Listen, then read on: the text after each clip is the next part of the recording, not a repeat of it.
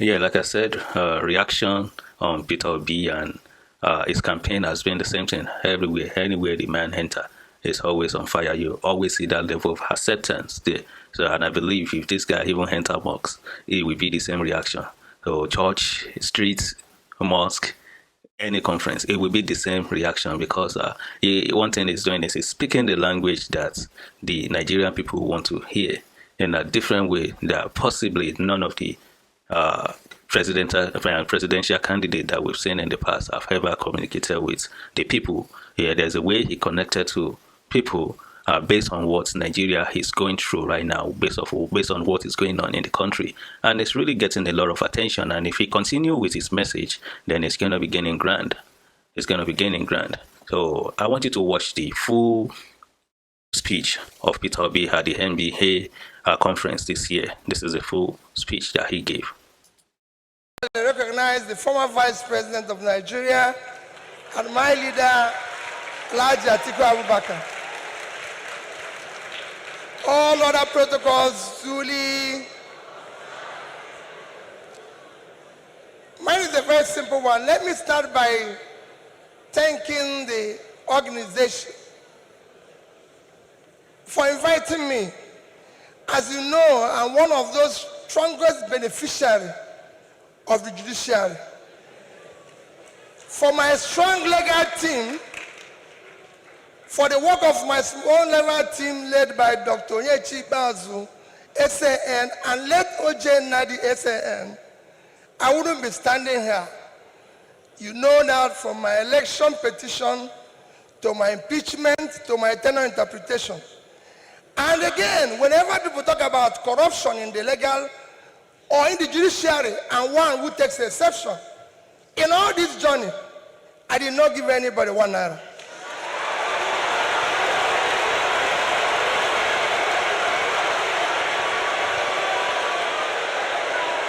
So for me,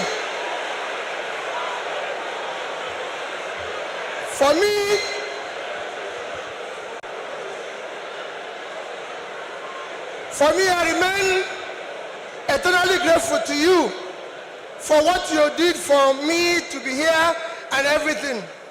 Our topic today is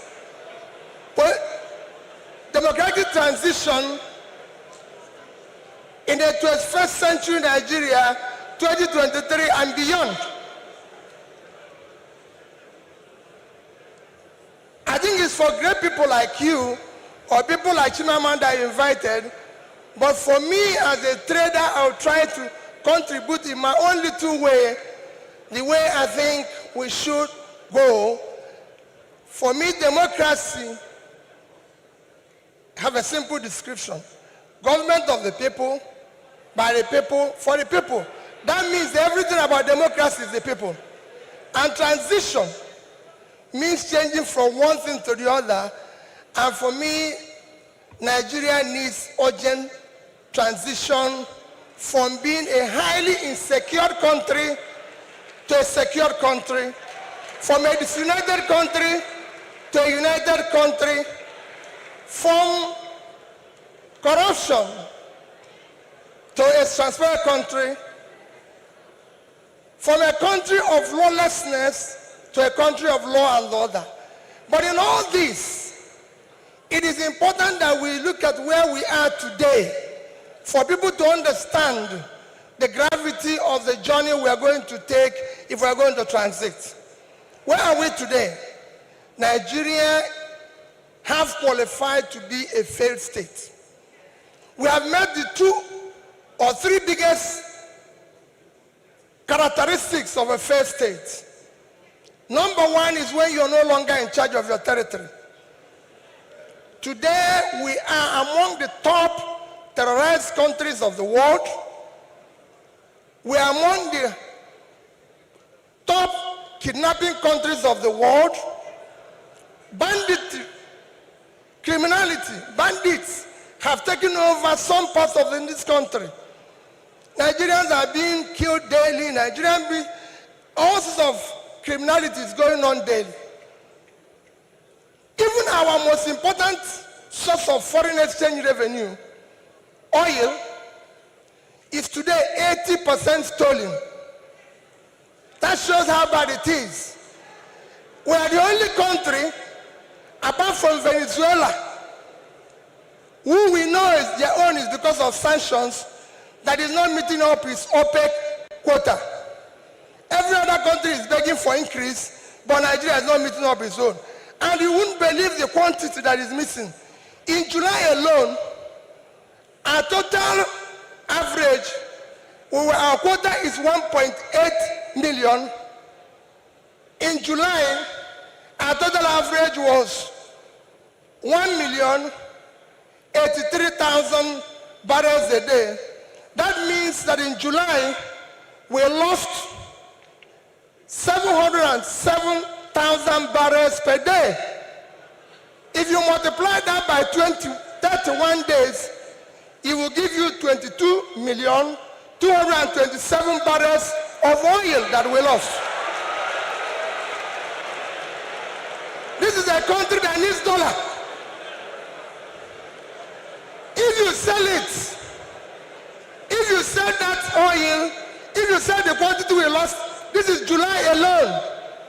If you sell it at the average price of $110, it will give you $2,450,000,000, which at our rate of exchange of 550, you lost.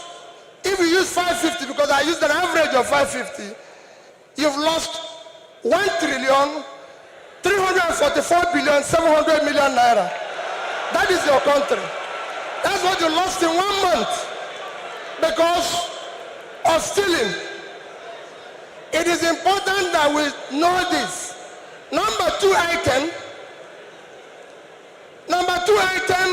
to show that we are failed state is that you are no longer in control of your economy. Your economy today, we have an economy where we have over 100 million people living in poverty. Your unemployment is one of the worst in the world because you have a combined unemployment of 50%, unemployment and unemployment. Out of 200 million Nigerians, 60% is supposed to be working. So you're supposed to have 120 million Nigerians working, but today Nigerians that are working are under 50 million.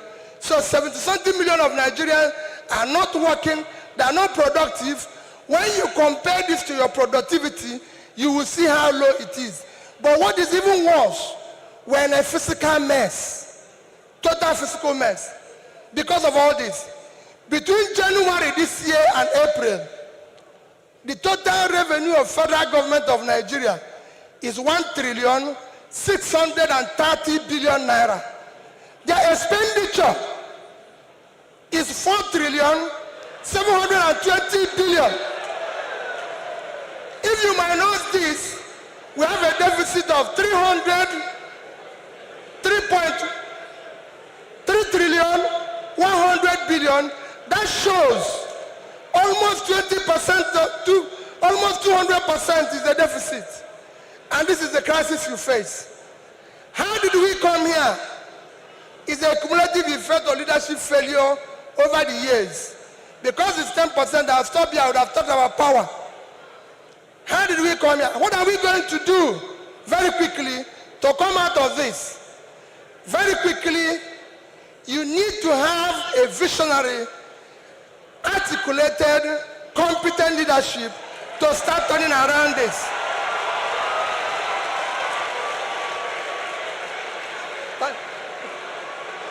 So next year,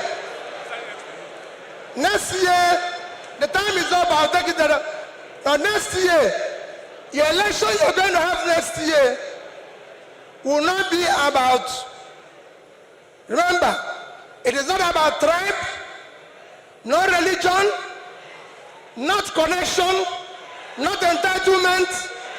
It must be election about character, competence, capacity, and commitment to deliver. So, well, to me, that's what Nigeria wants at these times. That's what Nigeria wants to hear. Nigeria wants to identify with someone that actually understand what Nigerians are going through, actually understand how to fix the problem of Nigeria. So, and if you see if anybody is talking about different party, another party, it's probably Peter Obi's supporters. But he never, he is not someone that will stay on that. He kept on communicating his solution. He's kept on identifying with the people. But well, that's just what it is. That's what it is. And we see someone like Shore do the same thing.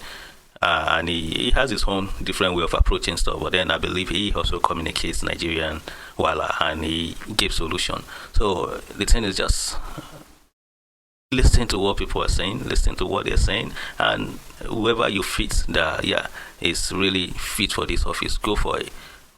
But like I said, I like something new anyway. So hey, do share the video and let it get people show some love. That's the speech of Peter Obi at the NBA conference. That's the full speech. All right, till I come your way next time. Do have a great evening. Bye.